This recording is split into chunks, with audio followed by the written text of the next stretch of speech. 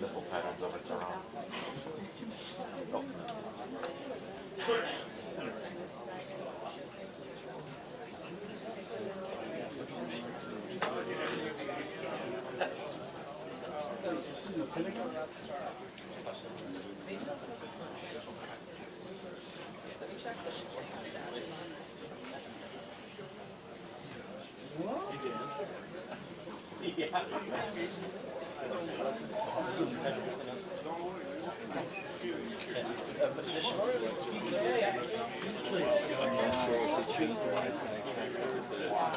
Did he ask for it, or they just said, hey, man, you're on your staff? Did he I'm not sure that's like, pick up my phone, start your stuff, but guess what?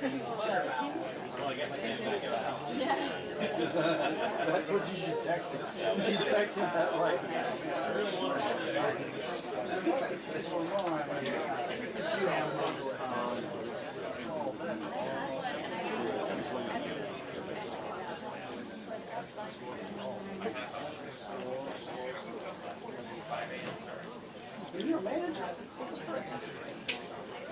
say Nishimura in French.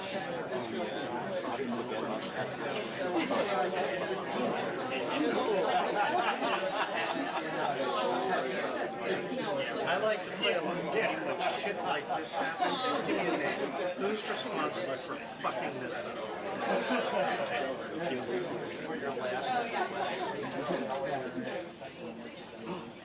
Wow, and what an upgrade. Brand new, really. Wow. You're going into a war zone. You guys, Man, I was going to drop you off before I mean, yeah, this place is great. you don't want to talk about upgrades. Yeah. They took the camera. You all got the rules right here.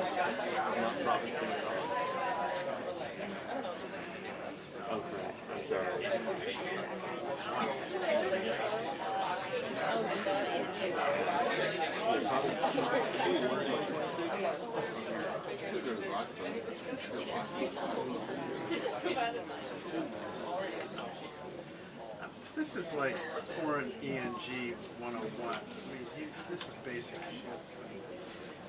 Oh, man.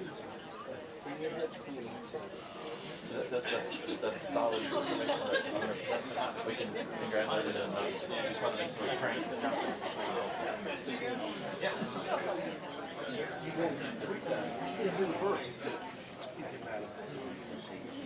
One of the more things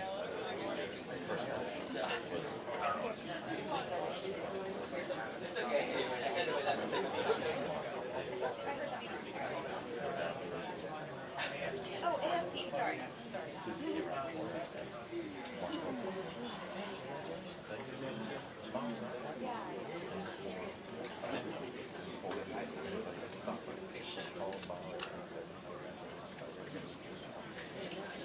Until the briefing. 2 minutes until the briefing.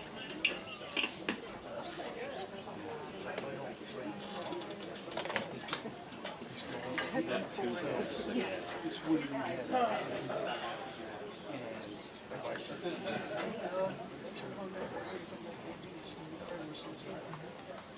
it's not times audiences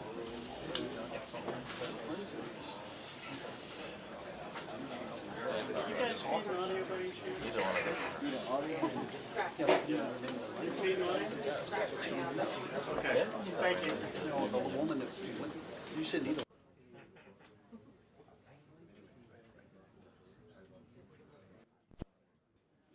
Good. She's not a regular. Amber, Jamie, Nope. Nope. Nope. I wasn't really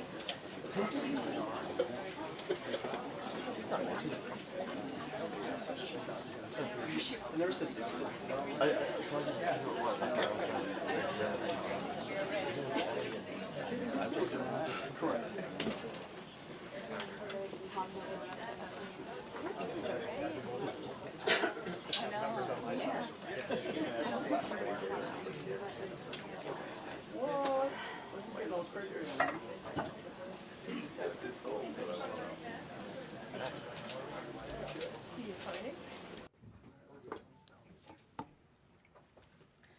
Good afternoon, everyone. Under the leadership of President Donald J. Trump, the rogue Iranian terrorist regime is being absolutely crushed. 47 years of tolerating and enabling the world's leading state sponsor of terrorism are over. Iran's murderous terrorist leaders are paying for their crimes against America, and they are paying in blood. Since 1979, the terrorist Iranian regime has actively and intentionally facilitated the killings of Americans. They chant death to America and fund other radical terrorists who attack our country and are seeking to destroy Western civilization itself. These terrorists seized our embassy and took 66 Americans hostage in Tehran. They slaughtered 241 U.S. service members with a truck bombing in Beirut. They killed and maimed hundreds of American service members in Iraq. And this is just a small fraction of their blood-soaked record.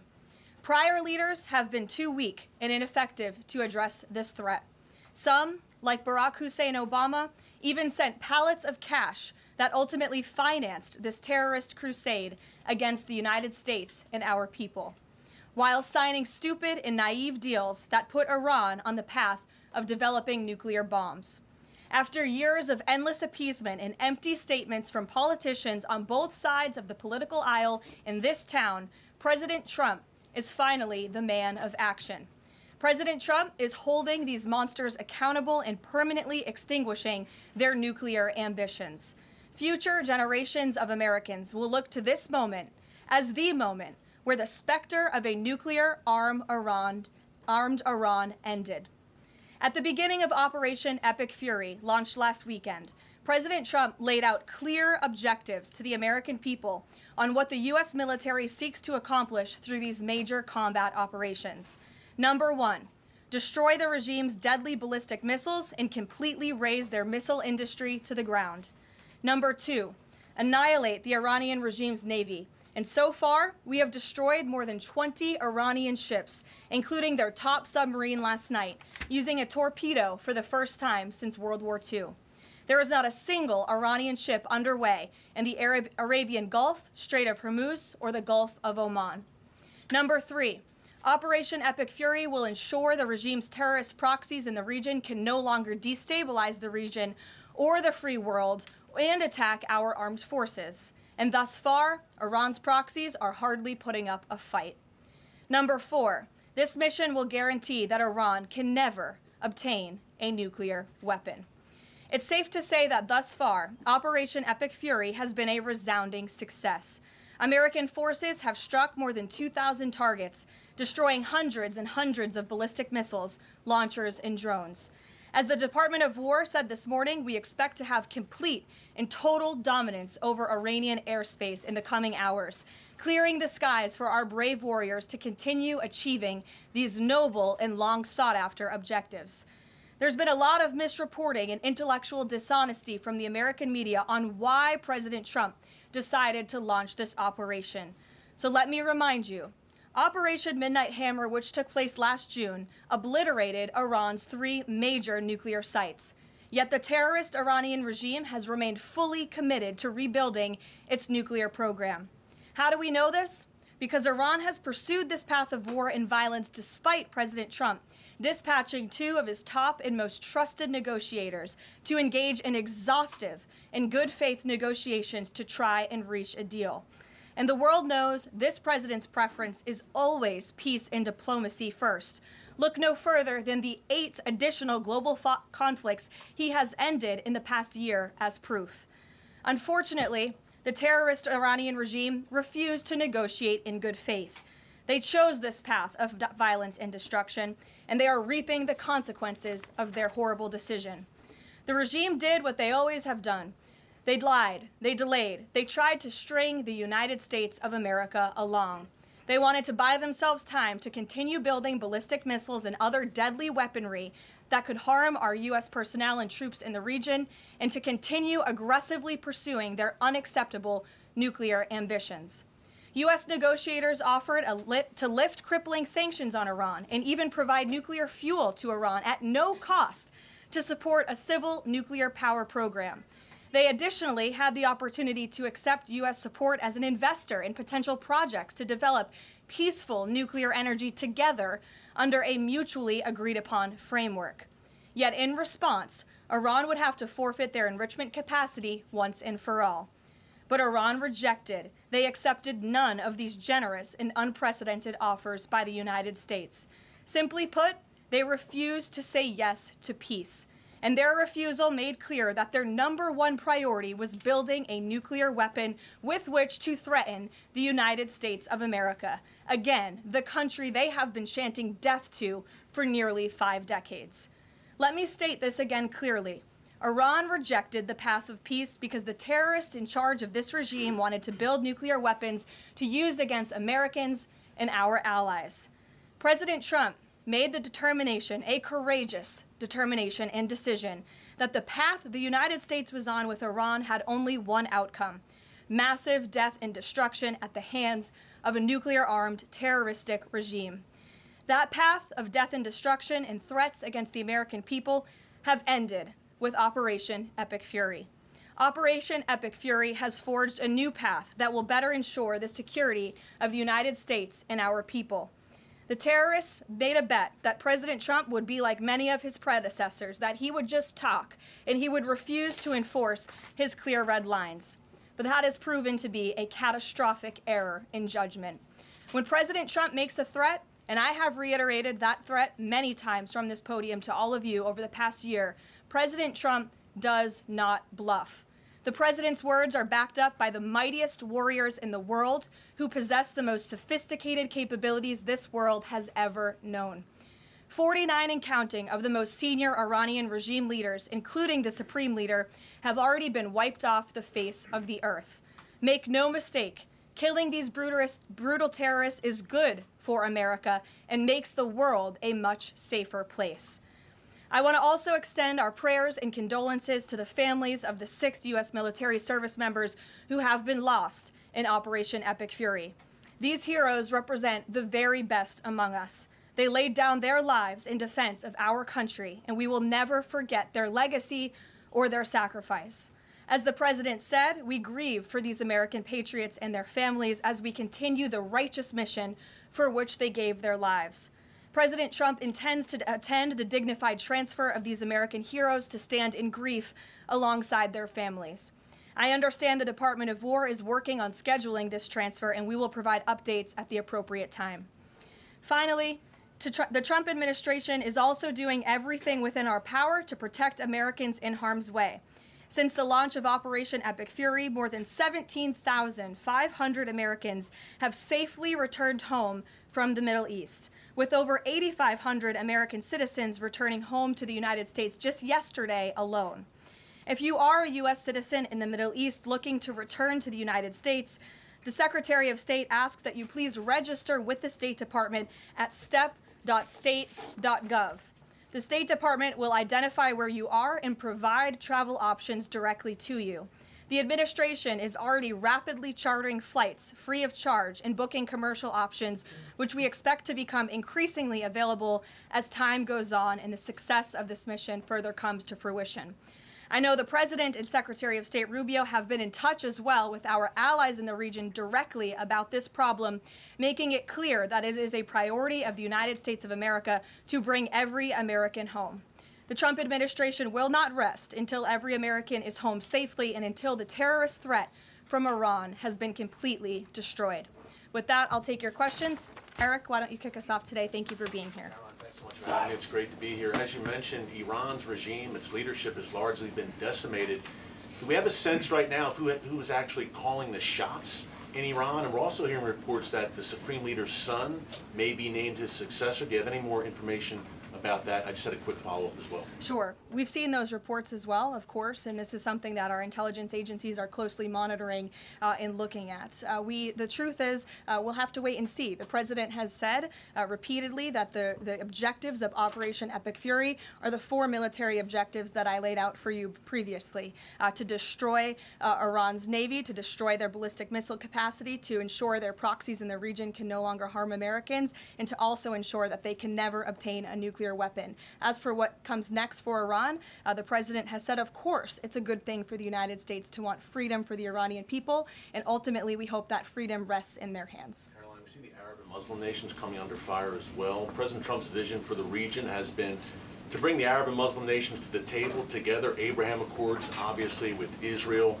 If this regime topples, could we see a new day in the region and really a new Middle East come out of this when the dust settles? Well, the greatest deterrent to true and long-lasting peace in the Middle East has always been the rogue Iranian terrorist regime. And our Arab and Gulf partners in the nation admit that, as well as, of course, our close friend and ally Israel. We have seen all of the Arab partners in the region come together during this time on the phone with President Trump, many of them commending him for this bold and brave action to protect American troops and our bases in the region that are housed in many of these Arab and Gulf states. And I know that many of these regional partners are contributing their air defense capabilities as well: Jordan, Bahrain, Saudi Arabia, the UAE, Qatar, Kuwait, and the president continues to be engaged with all of them. Welcome. Garrett. Also have two, if you'll humor me. Axios, I think, was the first to report this morning this phone call between the president and Prime Minister Netanyahu. saying that Netanyahu had given the U.S. this information about where the Ayatollah would be and that he'd be with his deputies on Saturday. How important was that information in the president making the decision to strike where and when he did? I think it was important with respect to the timeline, but I think the president, prior to that phone call, had a good feeling that the Iranian regime was going to strike the United States assets and our personnel in the region. And the president was faced with a choice. Does the United States of America use our military and our capabilities to strike first, to take out this threat that has been threatening our country and our people for 47 years, or is he going to, as commander-in-chief, sit back and watch as the rogue Iranian regime attacks our people in the region? That's obviously an unacceptable decision. For the second choice there is unacceptable to the president, which is why he made this decision. As for where the Ayatollah was going to be, that obviously had an impact on the timeline of the operation, but not quite the president's decision in its entirety. And then on the way the public is viewing this, we were sitting here last week, I asked you if the president was going to make this a big part of the State of the Union, if he felt like he had to sell the possibility that he'd do strikes like this. We're now 5 days on. He hasn't done kind of the traditional speech to the nation part of it. Does the president believe the country supports the actions that he's taken so far in Iran? I think he does, and I think the president knows the country is smart enough to read past many of the fake news headlines produced by people in this room that this action was unjustifiable. Again, this is a rogue terrorist regime that has been threatening the United States, our allies, and our people for 47 years. And the American people are smart enough to know that. And they've also been smart enough to listen to the president himself, not just over the past year in this second term, but during his first term as president, and also for the past 40 years of his life. This is a president who has been remarkably consistent on this issue, that Iran can never obtain a nuclear weapon.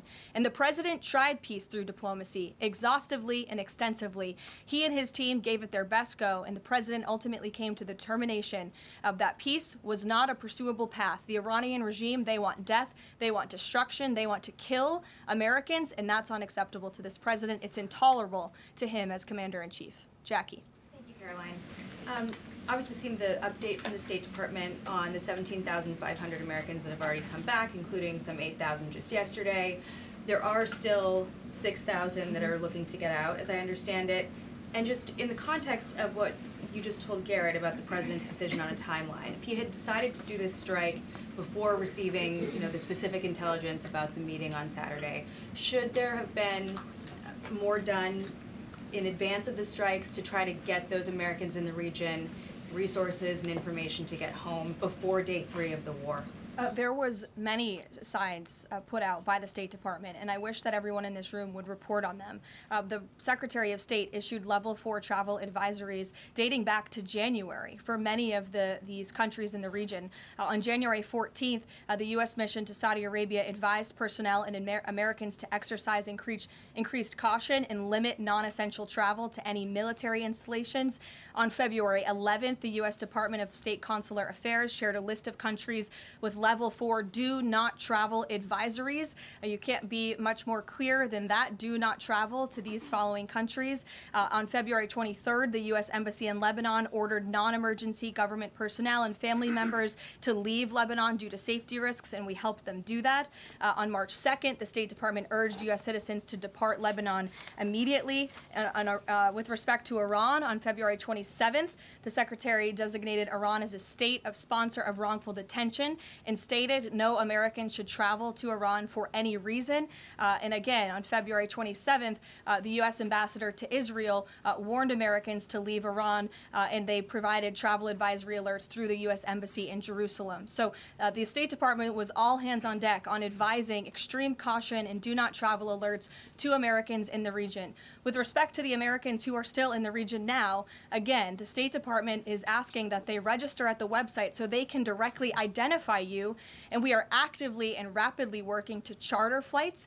There is some commercial flights that are taking off intermittently from these countries, and we plan to get Americans on board as quickly as possible, again, free of charge to them. And we have some additional measures that I think will be announced in the coming days. Again, I can also reiterate from the president's perspective, this is something he's brought up directly with our allies and partners in the region, that we expect their help in getting Americans home, and we will do that, and we will not rest until every single American is returned home safely. Thank you. And then one follow-up just on how people might be experiencing this at home. With respect to the economy and the cost of oil spiking, is there a need to start those Navy escorts in the Strait of Hormuz now to sort of blunt the impact to people? And also, because Spain is a member of the EU, does that at all put a wrinkle in the president's plan for a trade embargo with them? With respect to Spain, I think they heard the president's message yesterday loud and clear, and it's my understanding over the past several hours they've agreed to cooperate with the U.S. military, and so I know that the U.S. military is coordinating with their counterparts in Spain, but the president expects all of our European allies, of course, to cooperate in this long sought-after mission, not just for the United States, but also for Europe, to crush the rogue Iranian regime that, again, not only threatens America, but also threatens our European allies as well. With respect to oil prices and the economy here at home, of course, this is something that Secretary Bessent, Secretary Wright, the National Economic Council of Energy, that is led by Secretary Burgum, has been long working on and well in advance. Yesterday, President Trump announced the U.S. Development Finance Corporation will provide political risk insurance at a very reasonable price for crude carriers and cargo ships operating in and around the Gulf. And as you pointed out, Jackie, the president said if necessary and when appropriate, the U.S. Navy will begin escorting tankers through the Strait of Hormuz. I think it speaks to why this action was so necessary, that ultimately the energy industry is going to benefit from the president's actions with respect to Iran, because Iran will no longer be controlling the Strait of Hormuz and restricting the free flow of energy, which, as you all know, controls 20% of the world's global oil supply. Sure. Thanks, Caroline. The president said yesterday there wasn't time to make evacuation plans because this all happened so quickly. Given how critical the president has been of the chaotic evacuation from Afghanistan by the last administration 5 years ago, why wasn't there more of a focus on evacuation plans from the Middle East that could have been at least put in place, ready to go before the strikes this weekend? Again, I just laid out for you that there have been plans in place and that the State Department has been very clear to the American people traveling within this region not to travel to these regions. We gave notices to leave immediately the countries where these Americans were within. And unlike the previous administration, we actually have a number. We actually have identified the number of people in the region who have requested help. We are in direct contact and engagement with them. And you have to keep in mind, there's a few thousand people who have requested assistance to come home in comparison to the millions who we understand are in the region.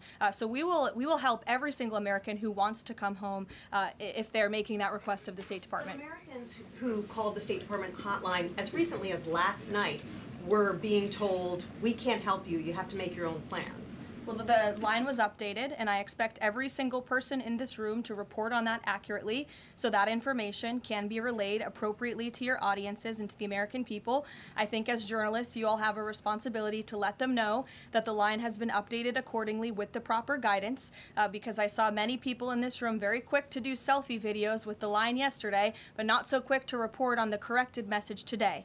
So that is something the administration quickly worked to address, and we have fixed that problem. However, we're also pointing to people to the website, again, to register so that we know exactly where you are. So when there are commercial flights moving into that area, when there are chartered flights moving into that area, we can get Americans on planes as quickly as possible. Do you have any details on how many charter flights have been able to get out of the region so far with Americans on board? I don't have an exact count for you, but I know that we're working on chartering many flights. As soon as we were doing it yesterday, we're doing it again today. And you should not expect us to detail exactly when these flights are taking off for obvious reasons. The Iranians have shown that they are not going to hesitate to target civilians in the region, which is completely intolerable. But for safety and security reasons, we're not going to be broadcasting when flights full of Americans are going to be taking off, obviously. Danny. At the top there, you said that the Iranian regime is being absolutely crushed. Can you explicitly say then whether or not regime change is a goal of President Trump's operation? The goals of this operation have been made very clear, Danny, and the president has said them in his speech when he launched this operation and released that video in the middle of the night to all of you and to the world. The stated military objectives of Operation Epic Fury are as follows: eliminate Iran's ballistic missile threat, destroy their naval capability, disrupt missile and drone production infrastructure, sever their pathway, and end their pathway to nuclear weapons. And I can report, as you all saw from the Pentagon today, that thus far this operation has been remarkably successful. Again, we're moving towards complete and total control of Iranian airspace. We have continuous 24/7 strike operations ongoing. We've had more than 2,000 targets that have been struck. Nearly 2,000 munitions have been employed. The first 24 hours of this campaign were described nearly as twice the scale of the 2003 shock and awe campaign. And we've seen that the enemy, the Iranian rogue regime, their retaliatory strikes against the United States and the threat reduction has reduced significantly. If you look at the Iranian ballistic missile launches, they're down 86% from day one levels. So while the United States military continues to increase its complete dominance over this rogue regime, they are weakening day by day. Regime change is not a phrase that you would want to use. Again, Operation Epic Fury, I just detailed the goals and objectives of this very quickly. But obviously, as the president has said numerous times, do we want to see Iran being led by a rogue terrorist regime? No, of course not. So any day the United States of America is taking out a terrorist is a good day for our country and a good day for our people.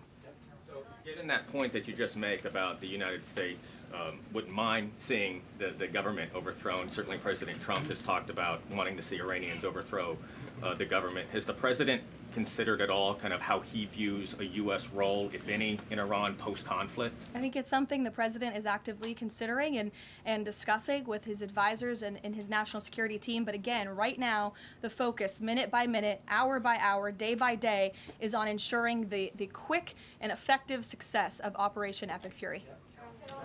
Sure. Go ahead. I want to ask you about the U.S. munitions stockpile. I don't even know who's speaking because I wasn't looking at you. But you can ask a question and then I'll go to you. Caroline, I want to ask you about the U.S. munitions stockpile. President Trump posted on Truth Social on Monday that the U.S. still has a good supply of weapons, but that we're not where we need to be. What does he mean by that? And does President Trump then want to ask on Congress to pass a supplemental to increase funding for missile interceptor systems like the ones being used to defend U.S. bases in the Middle East from Iranian missiles? I don't have any updates for you on congressional asks from the president. As you know, under this president, we have significantly increased our defense budget, which is a good thing for the United States, for our national security, and for protecting our homeland.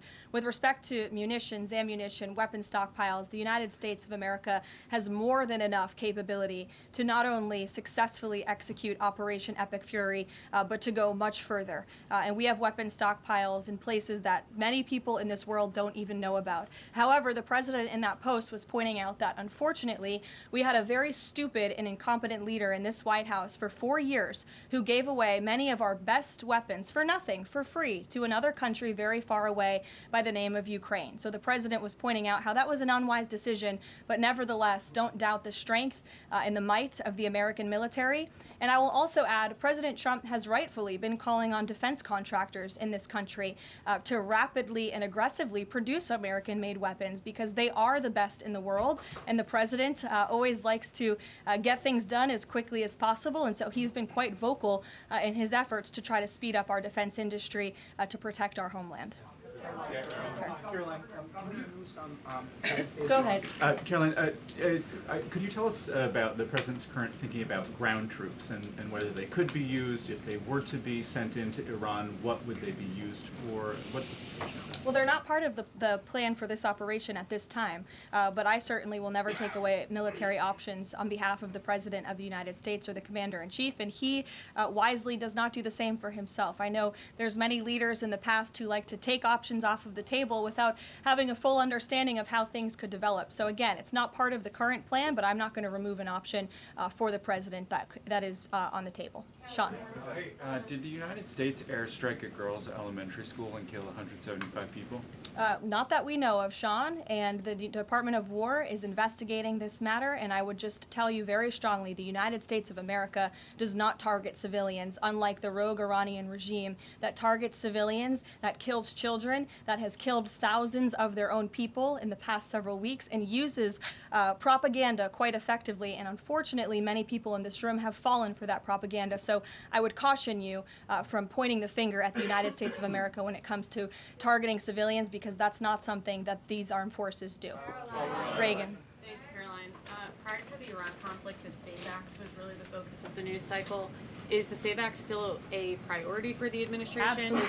Could you just provide an update on the administration's talks with Congress to get the SAVE Act through? SAVE Act is absolutely still a priority for this president and the administration. The focus, of course, of much of the president's time right now is on ensuring the success of Operation Epic Fury, but the president can walk and chew gum at the same time, and he's very much continuing to focus on the issues that matter here at home for the American people, including the passage of the SAVE Act, including on bringing down the cost of living, which is why you'll see the president in about an hour and a half at the Ratepayer Protection Pledge Roundtable, where he will be sitting with big tech companies, with AI companies who are building in communities across the country and have pledged to pick up the cost of the electricity tab in these small towns and communities across the country, which is a great thing for American consumers. So you'll be hearing from the president directly on this very important domestic agenda item later this afternoon, and it's something that he mentioned in his State of Union address. So check it off the list as another promise made and kept by this president. Sure, go ahead. Thanks, Caroline. I just wanted to get back to Danny's question. So those 4 objectives that you read out do not explicitly include regime change. If those objectives were achieved and the Islamic Republic still existed, would that be an acceptable outcome? That's a hypothetical question that I'm not going to engage in. Again, right now, the president and the commander-in-chief are focused on executing the success of Operation Epic Fury, which we are already doing so in a very tremendous and impressionable way. Stephen. Thank you, Caroline. 2 questions. The Trump administration reportedly is considering arming Kurdish forces in the hopes of inspiring a popular uprising in Iran. Could you comment on that report? I can comment on the fact that the president has held many calls with partners, allies, and leaders in the region, in the Middle East. He did speak to Kurdish leaders with respect to our base that we have in northern Iraq. But as for any report suggesting that the president has agreed to any such plan is completely false and should not be written. President Trump was saying yesterday that he is okay with someone from within taking over in Iran. He spoke about how Venezuela he saw as a successful model where Delcy Rodriguez took over and had a better relationship. Iran's President Pezeshkian, he took office in 2024 as a relative reformer. He's part of a 3-man council now replacing the supreme leader. Does President Trump see him as a potential successor who is more pliable?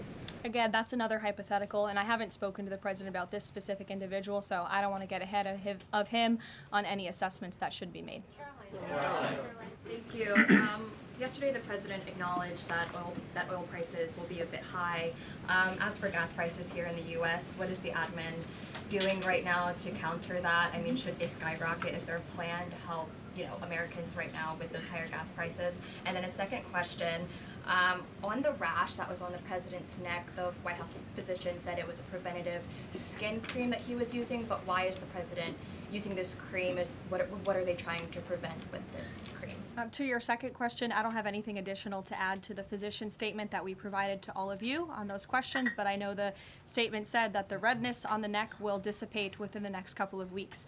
To your first question about oil prices, thank God we have a president who has exuded American energy dominance over the past year, an administration that is wholeheartedly focused on keeping prices stable as best as we can. Of course, this operation is temporary to protect the homeland, but crude oil prices did fall yesterday. They remain stable today after the president announced steps to ensure the stability in global energy markets. Again, those include the DEC offering reasonably priced political risk insurance and the potential for the U.S. Navy to provide protection for the flow of energy through the Strait of Hormuz. It is the president's belief and his economic team's belief that the economy continues to be very strong, it's robust, and will be able to weather any of the temporary impacts of Operation Epic Fury. John. Thanks a lot, Caroline. Just to follow up to that, the timeline for making the Strait of Hormuz safe for oil tankers to transport their oil through the strait. What is that timeline, and what can the president do to speed up that timeline? I don't want to commit to a timeline, but certainly it's something that is being calculated actively by both the Department of War and the Department of Energy. They're working very closely. Both secretaries are in all of the briefings on this subject with the president, and this is, again, something they're monitoring, and if and when necessary, the United States Navy will provide assistance to escort oil tankers through the strait. Karoline. Sure, in the blue. Thank you, Caroline. You're not in blue, Andrew. Go ahead. Yeah, thank you. Well, I guess you are, sort of. I'll go to you after. You had mentioned about the commercial aircraft being used for the evacuations. What about the use of military aircraft? Would that happen in conjunction with that or subsequent to? That is something that is definitely underway, and of course we're going to use that in conjunction. We want as many planes, whether they're chartered, commercial, or military, taking Americans out of the Middle East and returning them safely home. So yes. Andrew, go ahead. You're welcome. At the top of the briefing, you listed a long list of grievances against the Iranian government, going back to the takeover of the embassy in '79, barracks bombing in the 80s, etc. But no one from the administration has laid out the imminent threat that was supposed to be taken care of by this. And the rationales offered by, say, Secretary Rubio, the President's National Security Advisor, said that the threat was retaliation against American interests from Iran after Israeli strikes. The President says it was his own feeling that Iran was going to attack. Why is it that across the administration you can't say what the imminent threat against the United States was that required us to launch this? And also, Prime Minister Starmer told Parliament today that his reason that he didn't allow the use of British bases was that he was not satisfied that there was a lawful basis and a viable, thought-through plan. Was there an attempt to provide the UK government with a legal basis for these strikes and a viable, thought-through plan? To the first question, I completely reject the premise of your question. You have had the President of the United States, the Secretary of War, the Chairman of the Joint Chiefs, the Vice President of the United States, the Secretary of State, and now I am out here today to explain to you exactly what led the President to make the decision to launch Operation Epic Fury. And President Trump does not make these decisions in a vacuum. This decision to launch this operation was based on a cumulative effect of various direct threats that Iran posed to the United States of America, and the President's feeling based on fact that Iran does pose an imminent and direct threat to the United States of America, based on the fact that they are the world's leading state sponsor of terrorism, based on the fact that they were rapidly and aggressively building up their ballistic missile program to give themselves immunity within their country alongside their navy, so that inside their country they could continue to create nuclear weapons and nuclear bombs, which would of course pose a risk to Americans in the region and even Americans one day here at home. And then another point on this is the President found that through these extensive, exhaustive, failed negotiations with Iran, that they were hell-bent on death and destruction. So again, the President was not going to be just another president on a very long list who sat back and stood by and passed the buck of this direct threat to the next administration.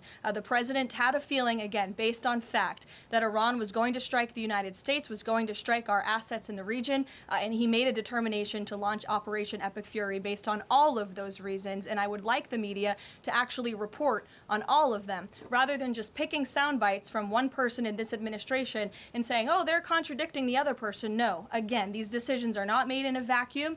They are made by the President's feeling that Iran was going to strike the United States and our assets in the region, and he was not going to sit back and watch that happen. The determination was made that the President was going to strike first alongside Israel, and that has obviously been proven to be the right decision and an effective one at that.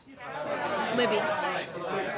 Libby, go ahead. Thank you, Caroline. A two-part question for you. First, has the president spoken with the family members of those U.S. service members that were killed? Second, given what you've outlined throughout this entire briefing, I mean, the United States has sunk a bunch of Navy ships. We've hit all of these targets. What can Americans expect the goal to be moving forward now that the U.S. has accomplished all of this? What is victory, given we've even taken out Iran's supreme leader? That was an explicit goal. Again, victory will be determined by the commander-in-chief once the goals and the objectives that we have repeatedly laid out are fully realized. Again, we just, in the next few hours, will be achieving that dominance over the skies, which means the United States military will be raining missiles and weapons down on Iran to hit these specific targets that have been identified as crucial to take out by the Department of War. Sure, John. Thank you so much, Caroline. Has the U.S. posture changed in regard to a nuclear North Korea, given the latest strikes on Iran and the fact that the stated goal is to make sure that Iran is not a nuclear country? I don't have any change in position with respect to North Korea today. Thank you. A quick follow-up. There's been reports that Ali Khamenei's son has been elected as the next supreme leader. Does the administration think that he is a part of the same regime as his father? Would they like people in the country to rise up and get him out of power? There's reports he's been elected or that he's assuming to be elected. One of the likely options. Pardon me, what was that? That he's one of the likely options or that he has been elected. Okay, so we'll wait to confirm until someone actually is elected. Caitlin. You just mentioned that the president is going to attend the dignified transfer for these families. Given what Secretary Hegseth said this morning, is it the position of this administration that the press should not prominently cover the deaths of U.S. service members? No, it's the position of this administration that the press in this room and the press across the country should accurately report on the success of Operation Epic Fury and the damage it is doing to the rogue Iranian regime that has threatened the lives of every single American in this room. If the Iranian regime had their choice, they would kill every single person in this room. And so we can all be very grateful that we have an administration and that we have men and women in our armed forces who are willing to sacrifice their own lives for the rest of us in this room and for every American across the country and for every troop that is based in the Middle East. That's what these... Secretary Hegseth was complaining that it was front page news about these 6 service members who were killed. That's not what the Secretary said, Caitlin, and that's not what the Secretary meant, and you know it. You know you are being disingenuous. There is not... We've never had a Secretary of Defense who cares more. Drones get through or tragic things happen. It's front page news. I get it. The press only wants to make the president look bad. Yeah, As you know, we cover the deaths of U.S. service the- members under every president. The press does only want to make the president look bad. That's a fact. Especially you. No, listen to me.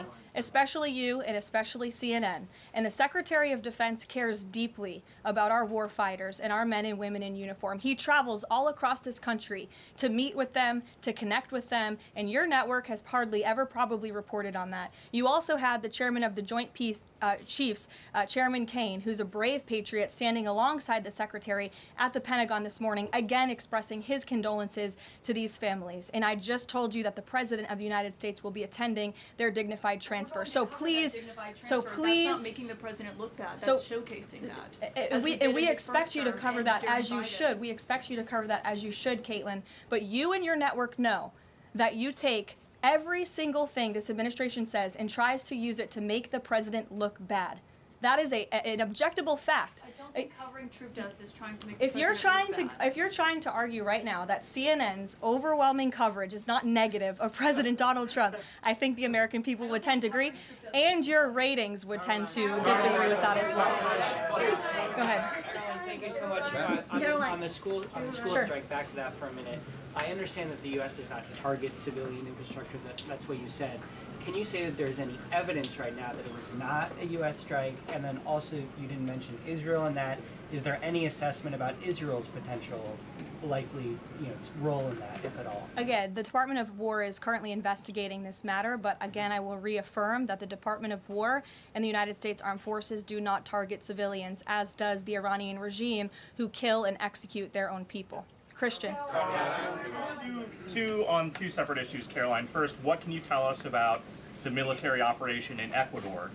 And then secondly, is the president considering invoking the Defense Production Act to boost munition stockpiles while we are in this conflict? It's not something I've heard the president consider, but as you know, the president has been in pretty direct correspondence and public correspondence with defense contractors, asking them to aggressively speed up their manufacturing of American-made weapons, which again are the best in the world. With respect to Ecuador, I would point you back to the statement released by the U.S. Southern Command. On March 3rd, Ecuadorian and U.S. military forces launched operations against designated terrorist organizations. These operations are a powerful example of the commitment of partners in Latin America and the Caribbean to combat the scourge of narco-terrorism. And together, we are taking decisive action to confront narco-terrorists who have long inflicted terror, violence, and corruption on citizens throughout the hemisphere. And with on that, I would also add that this weekend, I'm pleased to announce, the President will welcome the heads of state from 12 nations across our Western Hemisphere in Miami, Florida on Saturday. The point of this newfound Latin America Summit is to promote freedom, security, and prosperity in our region. The following countries will be in attendance: Argentina, Bolivia, Chile, Costa Rica, the Dominican Republic, Ecuador, El Salvador, Honduras, Panama, Paraguay, Trinidad and Tobago, and maybe some others as well. And the president will be speaking with the leaders of this country who have really formed a historic coalition to work together to address criminal narco-terrorist gangs and cartels and counter illegal and mass migration into not only the United States but the Western Hemisphere, which remains a key and top priority of this president. Thank you very much, everyone, and you'll see the president yourselves in an hour. Thank you, Caroline.